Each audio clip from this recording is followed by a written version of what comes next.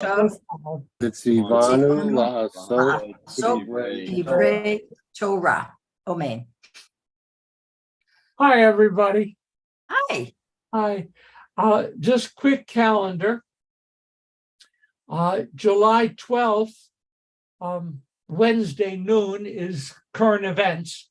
And Yeah. I'd ask that if you have friends who have never joined current events, I actually, as part of my prep, Susie, that I was busy doing yesterday. Oh my goodness. I was prepping for Wednesday, and I got way too much to talk about on Wednesday already. I'd like to inform you that the world is falling apart, and we will be discussing that on Wednesday. So that'll be fun. So Wednesday, July 12th is our next current events, and then July 20th is our next 28, isn't it? 26. 26. Oh, I guess I can't read my own writing. Okay. Okay. Then to mention that on the 26th in the evening is Erev Tisha B'Av. Hi, Donna Shapiro. I don't have at my fingertips what's going on around the world on the 26th Erev Tisha B'Av, but we'll share whatever I can get way before that time comes. Okay, so that's that. Woof, that bell keeps ringing. People keep joining. Checking in. Anything going on in the world that we should know about, or things happy in your lives, or challenges, or just interesting things that are going on. David Caden. Yes.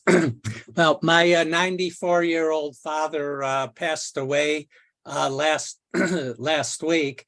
He passed away peacefully. He was a World War II veteran, joined the Navy at 15 years old to fight in World War II. We moved from Chicago, and without a high school education and all, he was in the electronic parts business and worked and helped support my mother, who passed away 4 years ago. So he survived her for 4 years miraculously. He was in assisted living the past couple years, but I had visited our son and I when he was young. We went there every Sunday for pancakes. When our son went to college, I continued to go there every Sunday in their house in Northridge for bagels, lox, and coffee. And it was very, very hard, but he lived a long, fruitful life, and we're blessed how he passed away. And he was buried last Sunday at the Sholem Memorial Park, and there was a Navy honor guard there, and a little tribute from his Knights of Pythias fraternal organization, does charity work for abused kids, and he was active in there. So, it's difficult, but, in reading the Torah and everything, and we realize no matter how wonderful somebody is, the greatest prophet like Moses, or the regular lay people like us, it happens. So it's difficult, but my sister, brother, and I were blessed that he passed peacefully. The 94 years is a nice, wonderful age, My Ruth Diana met. Hey, David, was his mind good? Was his mind good? He declined quite a bit, Eric. The past 6 months, his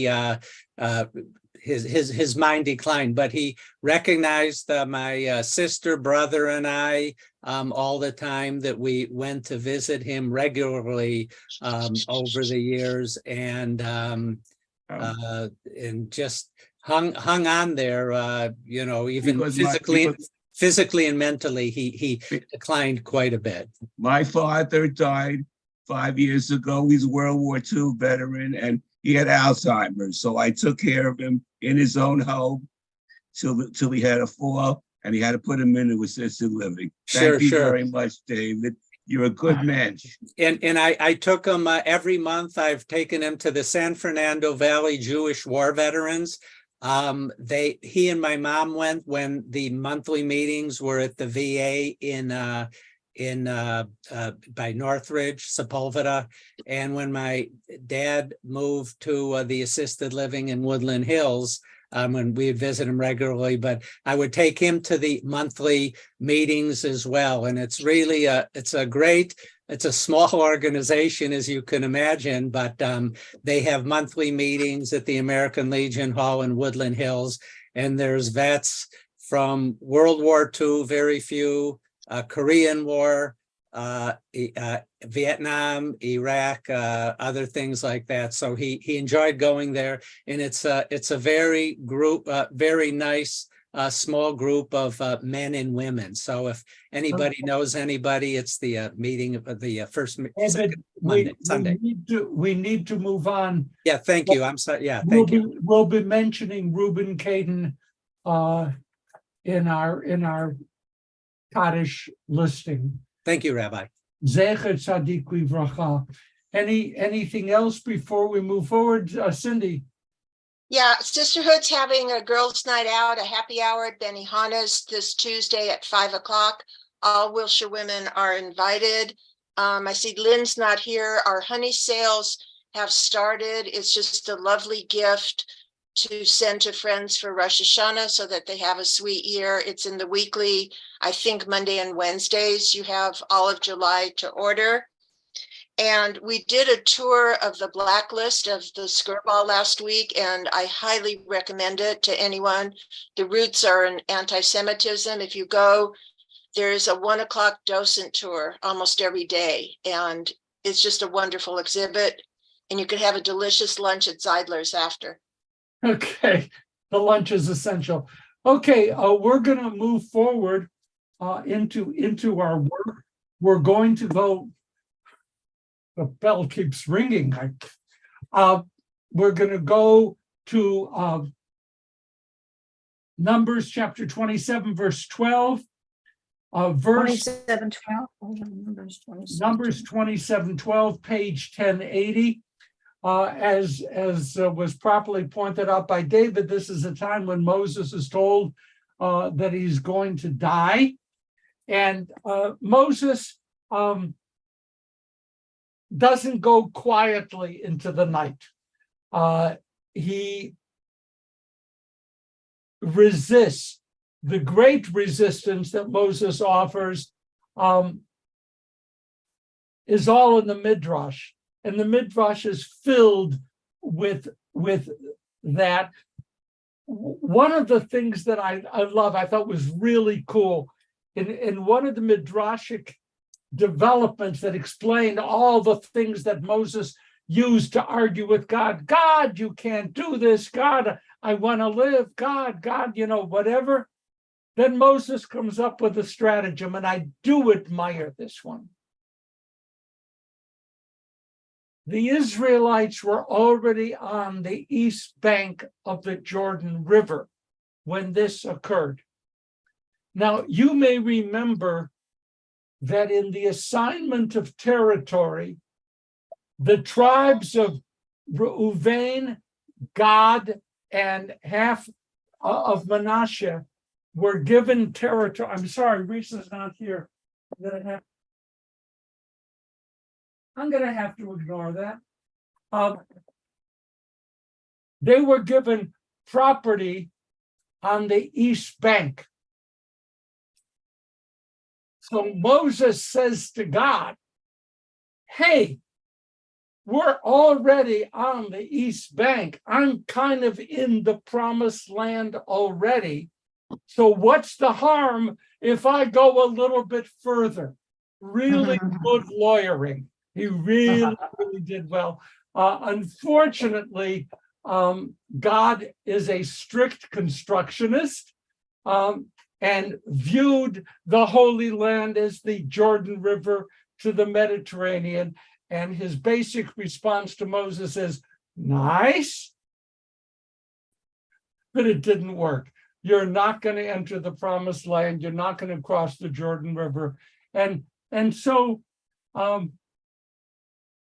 it goes forward. Let's just take a look at this verse 12. The Eternal One, God said to Moses, go up to Avarim, these heights of Avarim, very interesting construction, and see the land from there. So you want to ask yourself, where is Avarim? Thank goodness the commentators tell us it's really Mount Nebo. And so those of us who have been into Jordan and have climbed Mount Nebo, it's there. From Mount Nebo, you know, do you remember the statement from on a clear day you can see whatever? And every time I hear that, it's a cloudy day. It just a cloudy day. So we went up to Mount Nebo, and on Mount Nebo there is the authentic staff with a snake wrapped around it. The authentic staff that represents Moses and so forth. It's got to be at least 3,000 years, if not 200 years, whatever. But it is supposedly authentic. It's not. And you can see across the Jordan River. And our guide told us from this spot, you can see Jerusalem clearly on a clear day. But it wasn't. So we didn't see. But in any event, it's there. By the way, Jim Ruxin, I skipped over you, and I know that I was going to get a nasty note in return. I know you have a film coming up. Can you do a quickie? You're muted. I don't know what it will be, but we had a great discussion of the Children Act last Thursday. Lots of far-ranging questions, deep conversation. Looking forward to more.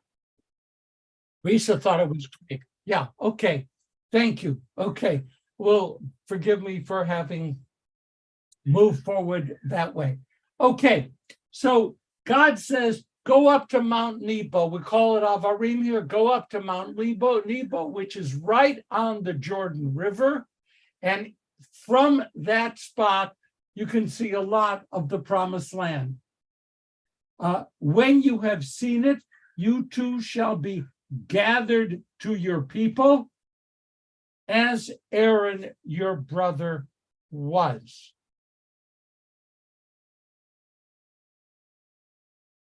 What do we learn from Moses going up to Mount Nebo Avarim? What do we learn about life itself, Effie? To me, it says that it's the work you do, and you may not see the end of whatever work you do, but it's important to do it until you die. And that's in God's hands. Okay, but I think that's really a key point not to be ignored. Moses is allowed, yeah, to look at the future, but you're not going to finish what you've devoted 40 years of your life to. And folks, I'm going to say something. Well, let me just express myself. God willing, as we are dying, we can see a little bit of the work we've done, and to know that we still had unfinished work. We were living, we were doing up to the end, and it never finished. I can't imagine coming to a point where I said, well, I did everything I had to do, so I might as well eat an In-N-Out burger and die. No. Moses still had work to do. We still have work to do. Eric? Oh, in my will, in my trust power of attorney, I'm leaving some of my money to my sister's school, which she had to go in because she had brain injury and I couldn't take care of her. So I put her in an institution called Crystal Run in New York State so she can be taken care of after if something happens to me. And also, I would like to donate some money or have my trustees help out all people with Asperger's or level 1 autism to learn how to take care of themselves. I have level 1 autism too, and my sister had developmental disabilities. So I would like to continue my work after I die. The money get for those organizations. That's beautiful. And that certainly is a way that we live on through our works. Yes. And it's a great thing to do. What do we know about Aaron's death? It says here, when you know, just as your brother Aaron was, what do we know about Aaron's death?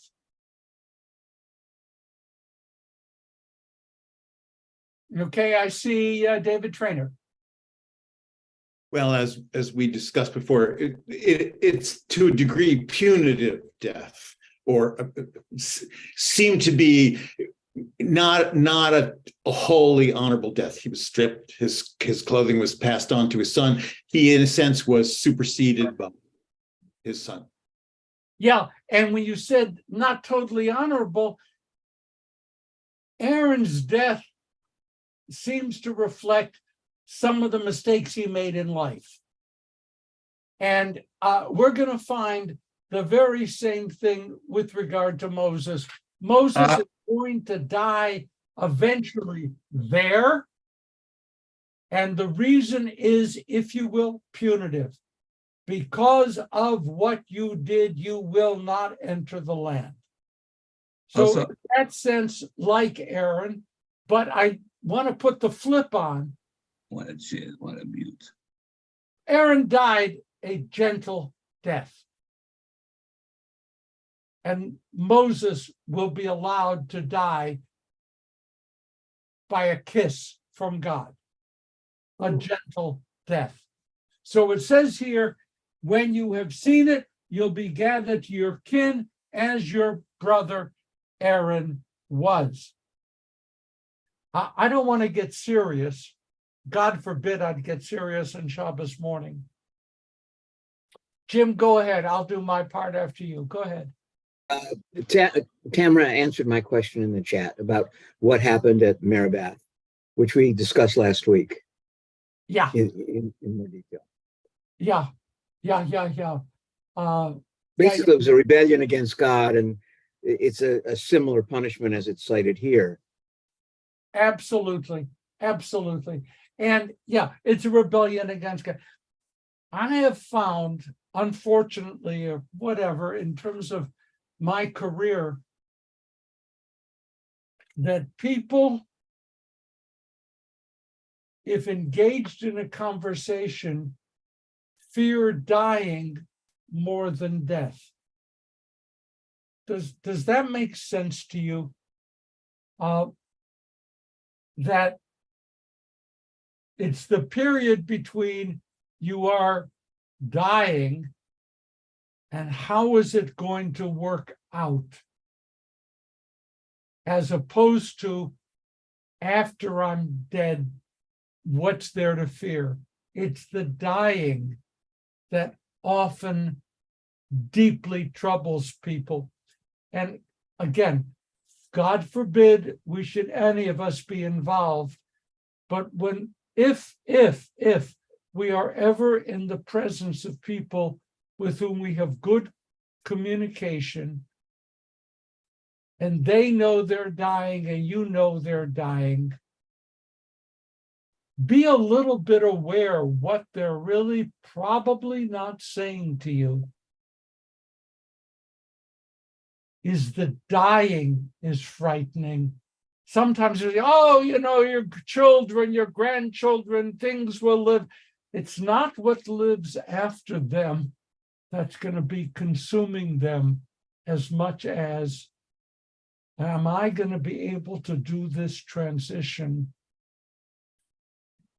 without agony, without pain, without fear? Can I be taken care of? Okay, Cindy. I'm just thinking about that the plan was that all of the people who had been slaves in Egypt would also be punished with dying before entering the land because of 10 of the 12 spies. Yeah, and we do remember, Cindy, that the people who were condemned to death really were those approximately 20 years of age and older when they left Egypt. And their deaths, you're correct, punitive,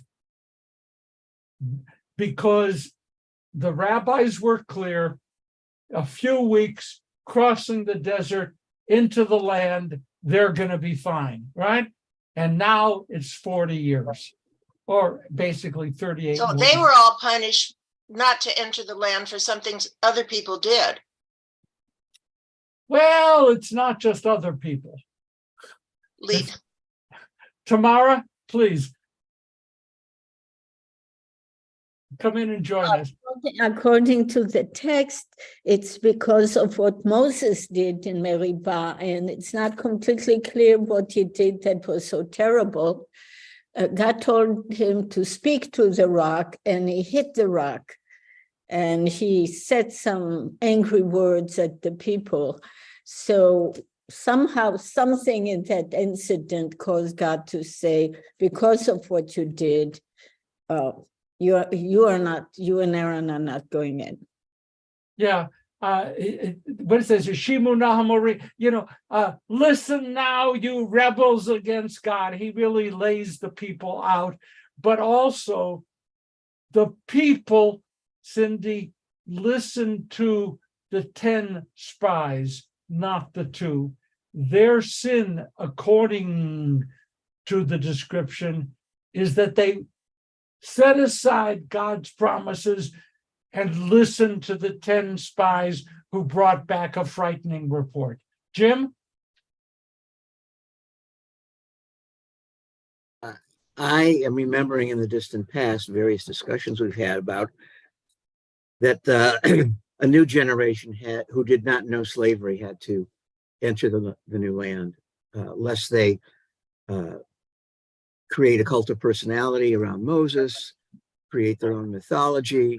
It would just help get a fresh start. And it dawned on me that the whole process, not just Moses and Aaron, but all those who were not to cross over, is a metaphor for just what you said, that our life's work is not to achieve any one thing, but to achieve things for the future.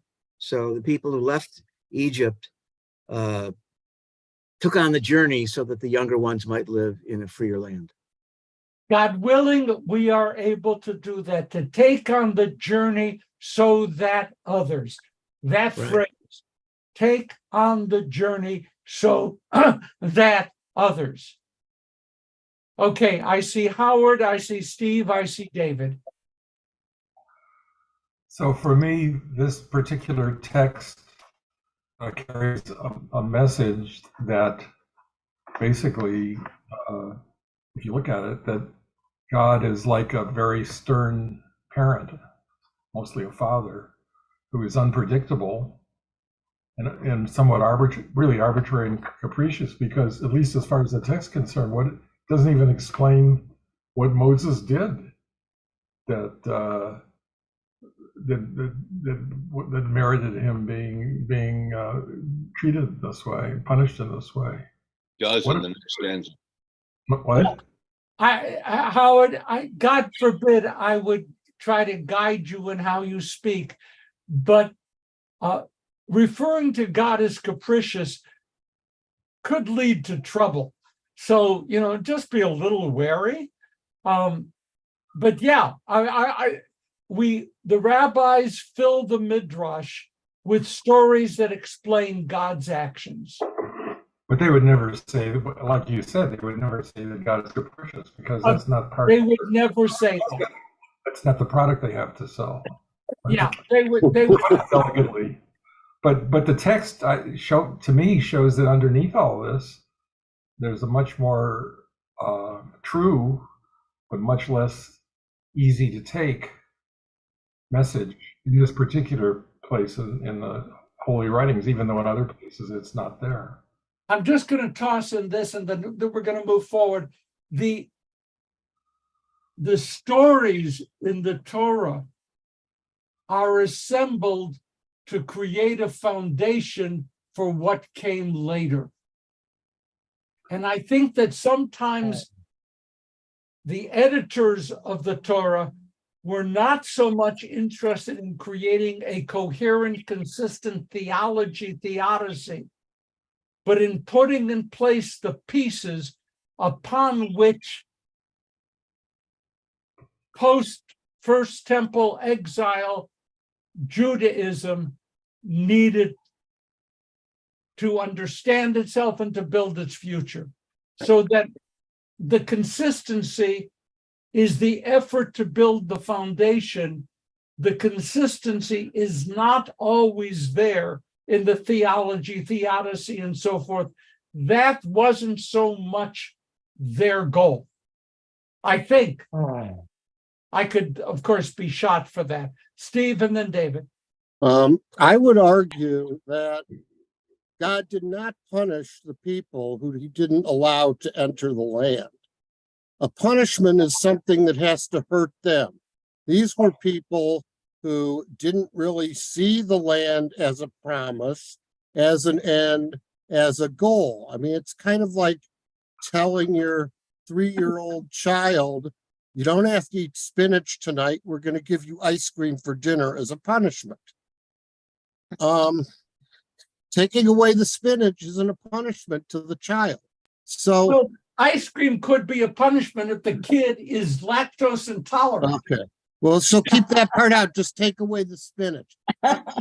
It's not really a punishment if you're taking away something that they're not invested in or really care about in the first place. I think it was practical. It was just a practical decision. I think it's interesting to point out that from our point of view, Steve, boy, we're going to the promised land. We're going to the promised land. Boy, that's exciting. That's exciting. This is a country they never saw, they never touched, they never felt. And how do you get excited? The only thing they learned about it was what the spies brought back. So they didn't have, I would extend your metaphor.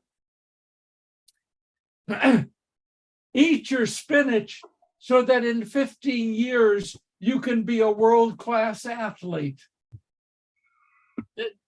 It's a long way away and something they never experienced. So yeah, I absolutely get that.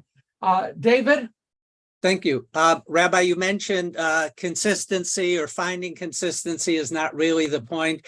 I know we rational minds try to find it. How would you reconcile Moses's disobedience to God by striking the rock instead of talking to it, and he, quote unquote, merely is not allowed to go to the promised land, yet Aaron's sons who merely light alien incense in the fire pans are actually killed?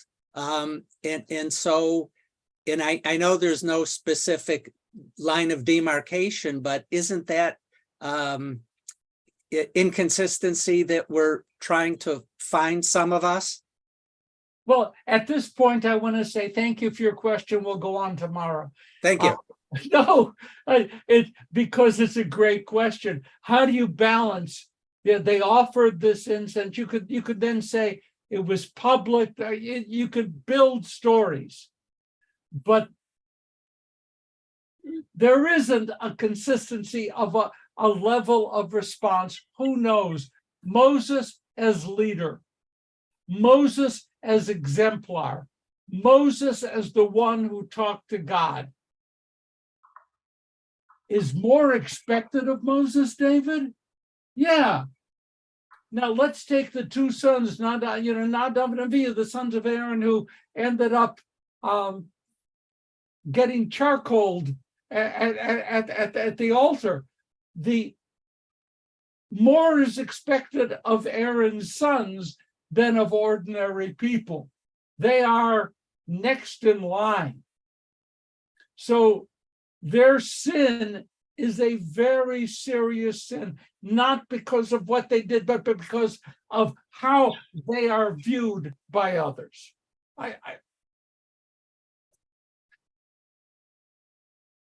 Thank you. When you look at American jurisprudence from state to state, how states punish certain offenses differently. How do you make that consistency is not there. It's just not there.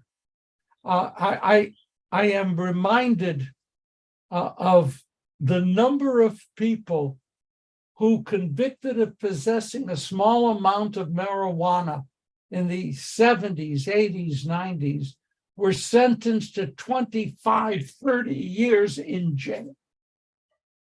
Okay? Part of it's a racial thing, but consistency in judgment, damn, that's hard. It doesn't exist. I'm sorry. Mara? I think this winds up being a follow-up to David's comment. Just before God tells Moses that he's going to die, we're told about the daughters of Zelophehad, and here Moses is arguing for inheritance for these women. So immediately after Moses is doing something so good and so powerful, he's being told that not only is nothing being said about the inheritance of his children at this time, but he's being told that he's going to die. And I don't know that I look at this as inconsistency, because I don't know that faith is about the absence of inconsistency. Faith is about the struggle to understand, believing that there is no inconsistency. The last part I might disagree with, living with the lack of consistency as opposed to believing that fundamentally there's no inconsistency, we just don't know enough. You're raising huge questions. Can we speak privately? The mass of us, can we speak privately?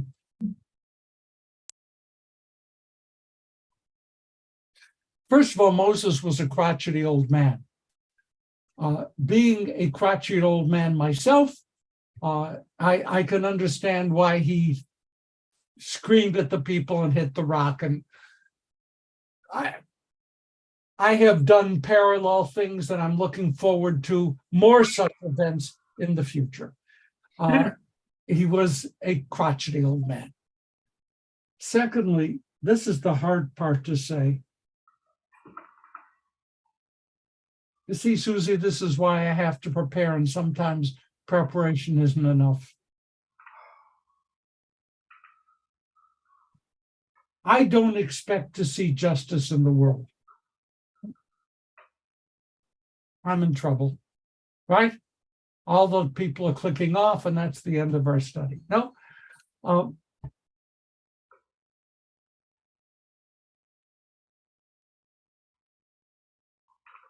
Ever or in your lifetime?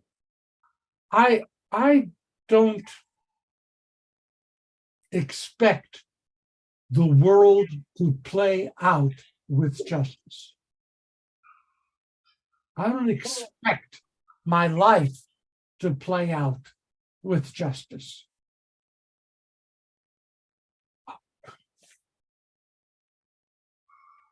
Oh, what did they used to say? Now you're going to flame me? Wasn't that a term they used? You're going to flame me?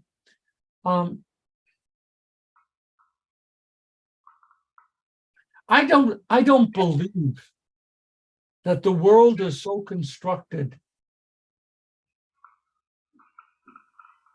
that the righteous prosper and the wicked suffer, or that good people necessarily live comfortable lives and less than good people have afflicted lives. I don't expect that from the world, Mara. And obviously we can disagree about that. For me, what we're struggling with in Torah is how to live with the world as it is and to find meaning and purpose and to make a difference and to uplift and to repair and to correct and make tomorrow better than today. That's our job. But folks, I don't expect in return that the world will be nice to me. Susie? Well, Rabbi, I'm hearing from your point of view that we should toss hope out. I mean, hope is a major, major element in life. And if we don't have expectations, how can we live without hope? Okay, remember we talked about we should get together during the summer and have a weekend to talk about some of this stuff. It's really heavy. It is, but okay, Susie, if I jump off a cliff, which some of you may now wish that I do, if I jump off a cliff and hope that I will, like Wile E. Coyote or something, emerge unscathed, that's not going to happen. that's not a good analogy. What I'm saying is hope that how I live and what I do will make a difference. I am not saying that the world is so built that because of what I do and try to achieve, the world will be a better place. There's a difference. There's a difference. I live with the hope that what I do and the community that we've built here and how we study Torah and how we try to live Torah will make a difference. But can I tell you, Susie, that I know that it will? No. But you can hope that it will. I can hope that it will. That's what keeps me going. That's why I try. That's why I love to study Torah. That's why I'm involved in social justice initiatives. All these things. But at the end of the day, it's my hope and not my certainty. Because I don't believe that the world is so constructed as to necessarily reward good intentions. It's a huge topic, and and it's a worthy topic, Susie. It's a worthy topic, and it's a painful topic.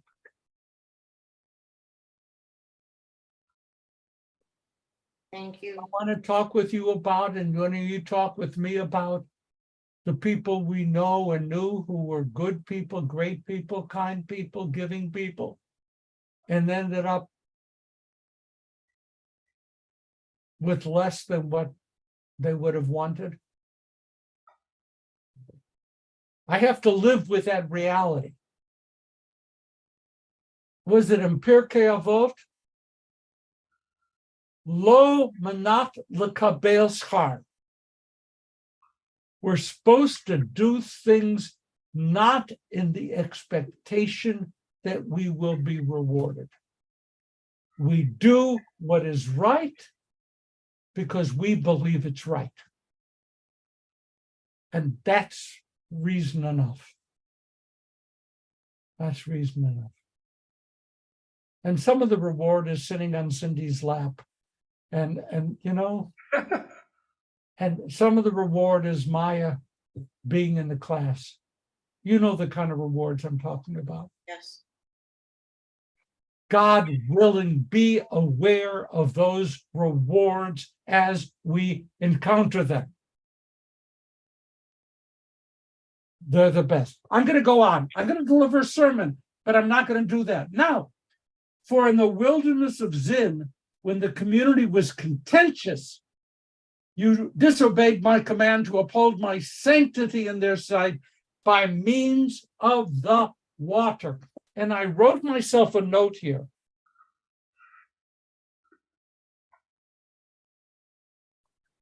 Ladies and gentlemen, what is the role of water in the Torah? I just thought that would be an easier thing than deciding whether or not there's justice in the world. Tell me about water in the Torah. Just give me a one like this. Tell me about water in the Torah. Birth. I'm sorry? Birth. Will somebody raise your hand? Well, I'm not seeing it. Birth. Okay, Howard, you're saying what? Birth. Birth through water. That's a happy thing. Okay.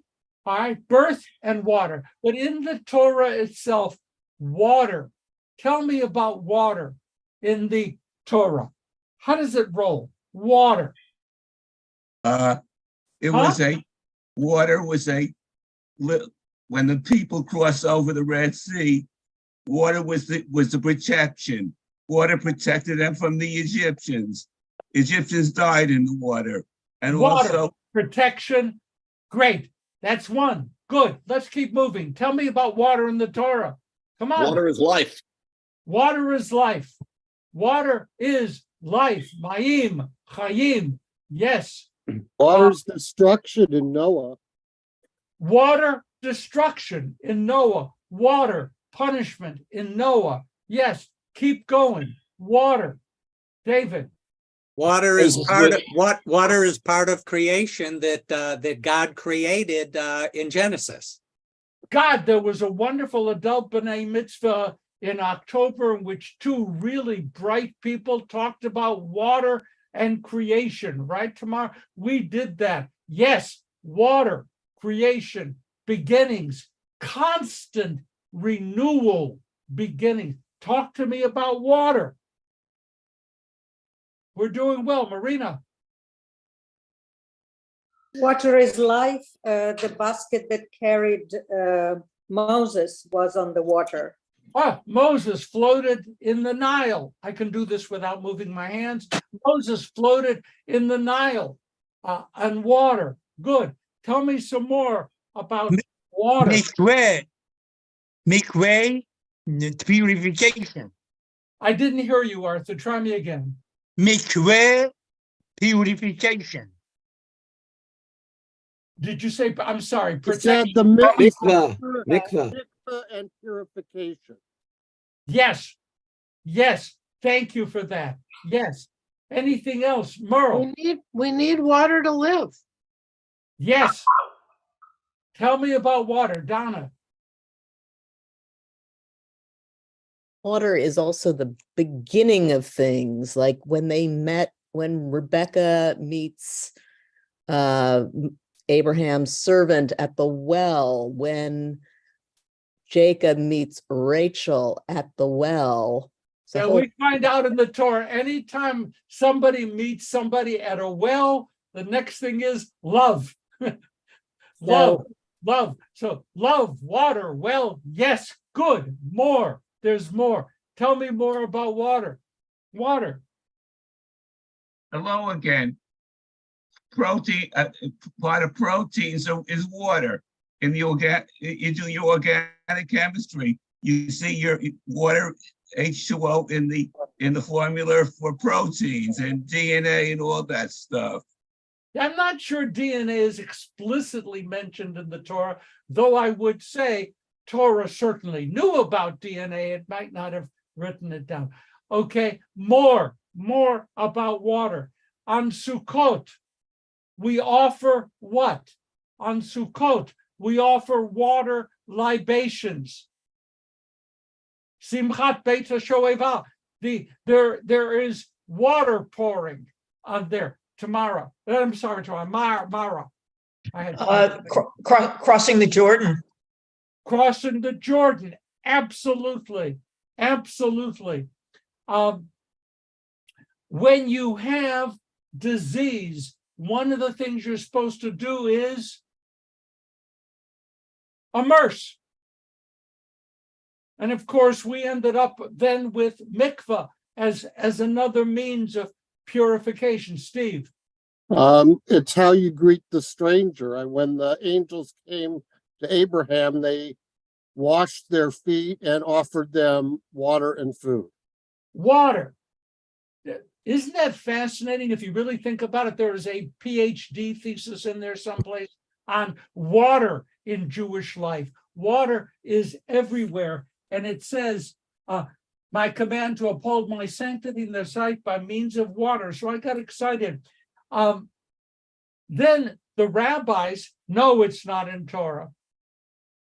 The rabbis refer to Torah as Mayim Chayim, the living water, the waters of life. And so this wonderful, do you remember this little midrash? There's a fox. He's bouncing along. Foxes always bounce.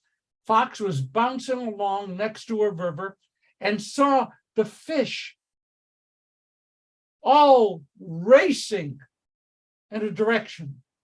And so the fox stopped bouncing. This is a midrash in the Torah, in the midrash, right?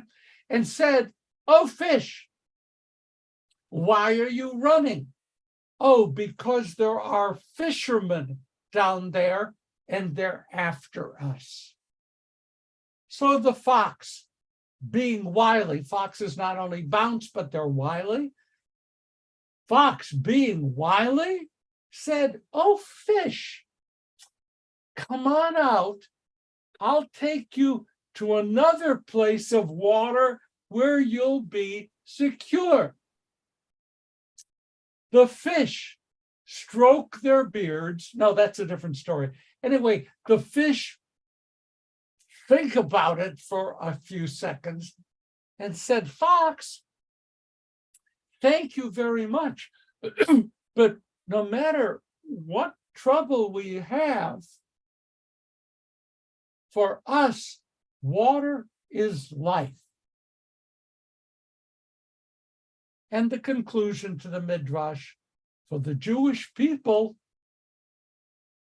Torah is the water that gives us life. That's a great sermon. It's there. And it's water. Okay? Any comments before we move on? There's so much more. Any comments? Okay. Now, you didn't uphold my sanctity. Moses spoke to the Eternal, saying, "Let the Eternal One, source of the breath of all flesh, appoint an envoy to the community."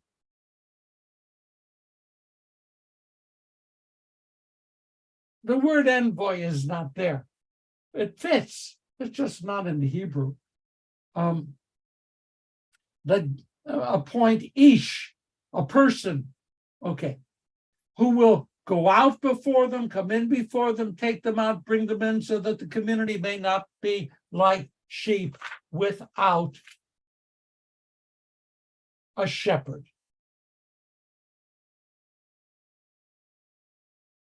Okay, what's the role of a leader according to this? What's the job of a leader? Whether it's the leader of a community organization or of a country. What's the leader? Herman? No, my hand was up for something else, but I think in this particular case, the role of the leader is to guide. Big issue. Guide. Let's go on. Merle and then Arthur. Merle. Herman said it, but it's also to teach how to guide and how to be a leader for others. It goes beyond just you being the guide. The leaders are expected to direct the follower to a specific goal. I like that. Good. To a specific goal. This is such a nice thing. The leader goes out before them, comes in before them, takes them out, brings them in. Everybody needs a shepherd. What does this say about the collaborative model? What does it say about the collaborative model? I have, I'm not going to give an answer to my own question. Okay, I see Steve, I see Harv. I think another important, really important part of being a leader is to set the agenda. I mean, it's not only guiding people, it's where you're guiding them to and how you're organizing it to be efficient. Otherwise, you can, guide people chasing windmills too. That doesn't make you a good leader. Thank you, Harv. I think a leader is something that somebody who has a vision and doesn't ask for a consensus first. In other words, to lead, you don't take a poll and decide, okay, 30% of the people want this and 50% want that. No, you have a vision. So that's what a leader is and is not. Thank you. Arthur. I oppose that everybody needs a leader like a shepherd. This definition relates to the old time when all people needed shepherd. At this time, we ourselves are much in a higher echelon than to an animal. We are thinking and we have uplifted our image from shepherd to a leader who directs us, not shepherd. Super. Thank you. David. To answer your question about being collaborative, a leader involves other people and not just makes decisions him or herself, although the buck stops with him or her. When Moses delegated the magistrates and the tribal leaders to hear disputes, that was the sign of a leader because he could not hear each and every dispute. And so a leader involves other people, but ultimately is usually the decision maker. So that's why being collaborative is an important part of being a leader. Thank you. I'm going to say something. Yes, David, and I agree. I'm going to be very careful and try to cloak my comments in anonymity. I know someone who has built a wonderful organization in pursuit of justice. The organization is built around this charismatic person.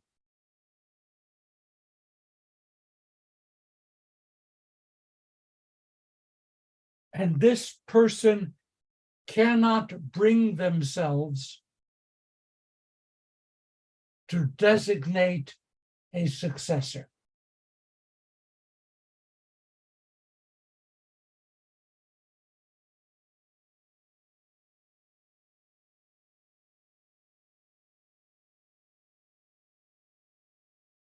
You're muted, Rabbi. We can't hear you, Rabbi. Am I muted? Now you're not. Oh, you're fine. I am fine. I'm with you. Okay. So I felt my first job was to find my successor. In any successful organization, Moses had to find Joshua. Moses will be incredibly incomplete in his tasks if there isn't a Joshua.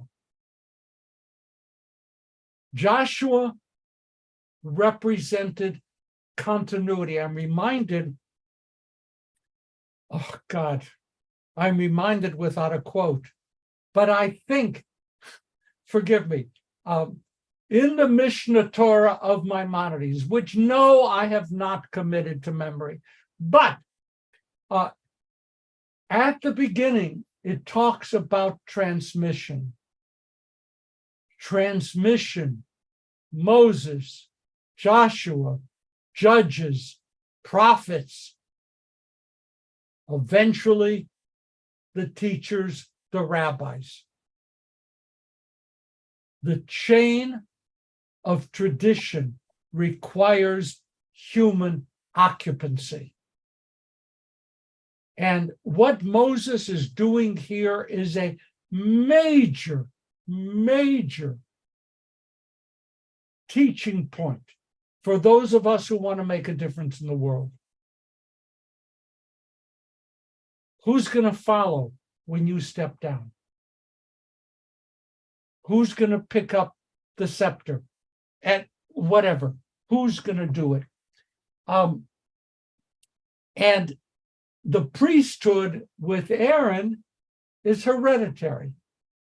And may I point out, in the Second Temple period, there were a few priests derived from this hereditary change who were pretty miserable human beings. I'm not going to name names, but hereditary doesn't necessarily mean good selection. Why would I want to mention Robert Kennedy Jr.? I'm not going to mention that. No, I'm not. That would be rude and inappropriate. But choose someone to work with you and who will carry the burdens forward. And I want to end with smicha. And it says in verse 18, the Eternal One said to Moses, single out Joshua, son of Nun, an inspired deputy, which isn't what it says in Hebrew, but I'm going to skip over that, and lay your hand upon him.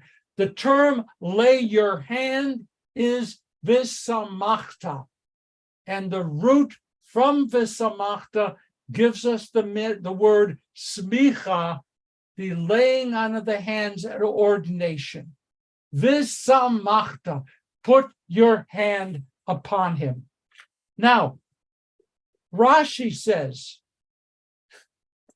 I'm not going to talk about Biden and Kamala Harris because that's wrong.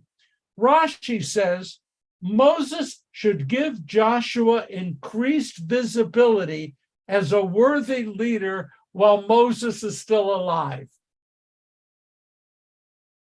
Okay, Doris, bye. I'll see you next week. But think about that.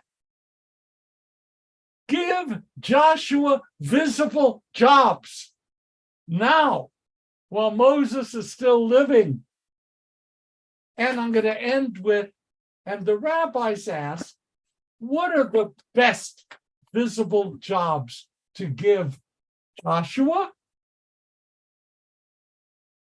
He should hold halachic Jewish law conversations with the people.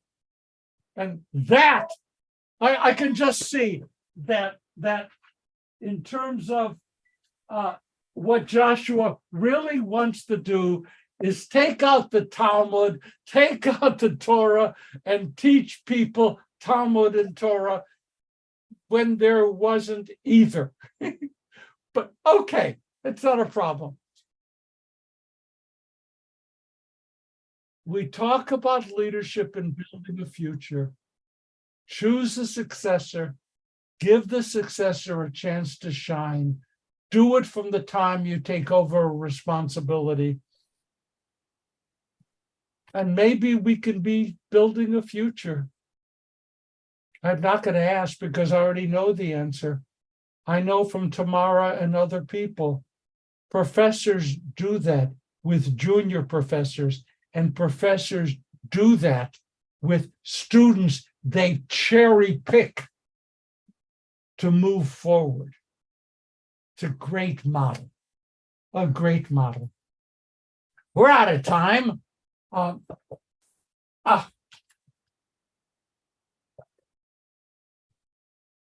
going to be in Pasadena in 150-degree weather in a few hours, and I just want you to think of me with concern. We now mention the names of those who have passed away during this past month: Lynn Alston, Janet Bernkrant, Max Eisenberg, Jay Gigerman, Sharon Gertz, Mildred Hattenbach, Reuben Caden, Ron Mankoff, Gail Maurice Rangel, Thomas W. Sarnoff, Dahlia Schneider. And the following, the anniversaries of whose deaths have occurred during the past week: Beatrice K. Abramsky, William Adler, Steve Alexander, Miriam Arno, Robin Rose Artiaga, Helen Barbakow, Norman Beck, Arnold Byler, Annette Ben Ishai, Lee Bennett, Ray Botashansky, Albert Berg, David Cantor, Ed Chains, Irving Cheslaw, Henrietta Cohn, Louise Creamer, Robert Deschel, Lorraine Eisenstadt, Carl Inov, Maurice Eskowitz, Frida Fine, Harry Feinstein, Beth Lisa Feldman, Shirley Fenton, Ellen Flanagan, Malcolm Fleischer, Theodore Flesch, Mae Fox, Dorothy Jean Fox, Blanche Friedman, Marion Gardner, Karen Garad, Raymond Gertz, Loris Gingold, Ida Goldberg, Leonard Goldman, Abraham Gottfried, Edward Gottlieb, William Gottschalk, Minnie Grant, Elise Grinstein, Lillian Grossberg, Milton Handelman, Yael Harari, David Harrow, J. Daniel Hertz, Lita Hilliard, Minnie Horowitz, Monroe Eisen, Perry Jacobs, Elizabeth Jacobs, Sion Javahari, Deary Carrots, Mayor Katan, Max Kessler, Thomas Klein, Jess Kuden, Helen Kurtzman, Zelda Leventer, Peter Leibowitz, Ron Levy, Donna Levitas, Mary Miner, Rose Miner, Barbara Melnick, George Milder, Sidney Joseph Moskowitz, Myrtle Mullins, Irving Needleman, Jamshed Melray, Lil Newman, Steve Pallitz, Leonard Penn, Gladys Polish, Ray Pawlowski, Mary Redler, Pamela Resnick, Meyer Allen Rice, Eric Rothenberg, Dorothy Rubin, Minnie Rubin, Betty Gold, Shirley Glassberg Schwartz, Jacob Schwartz, Robert Sedway, Alex Schulman, Roseanne Silverman, Ida Sondheimer, Pauline Stark, Stanley Talpis, Pauline Taylor, Miriam Trebech, Joan Tucker, Jerry Weintraub, Edward Weiss,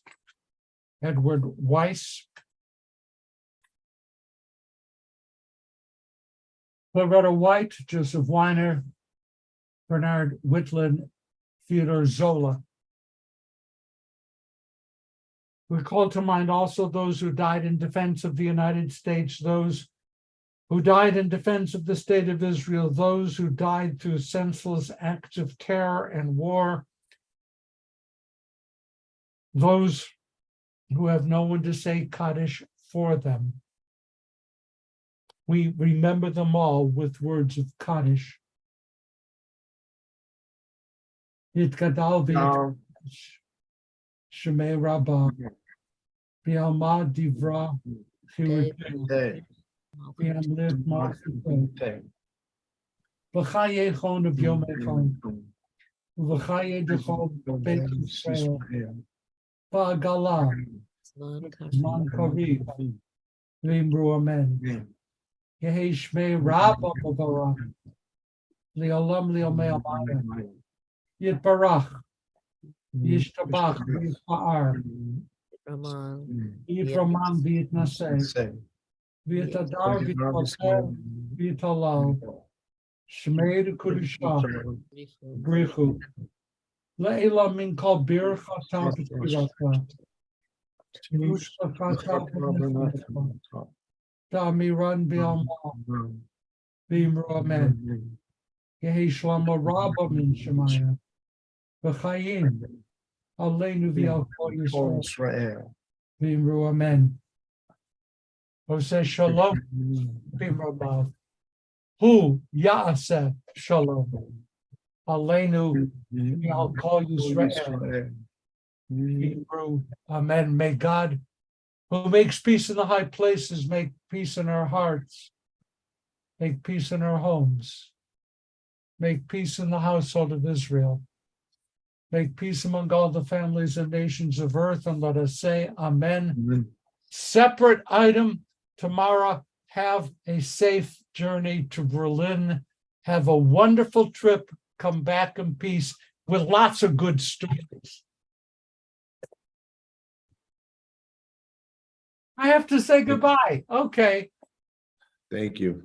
Shabbat shalom. Shabbat Thank shalom, you. everybody. Shabbat Shabbat shalom. shalom. Shabbat shalom. Shalom.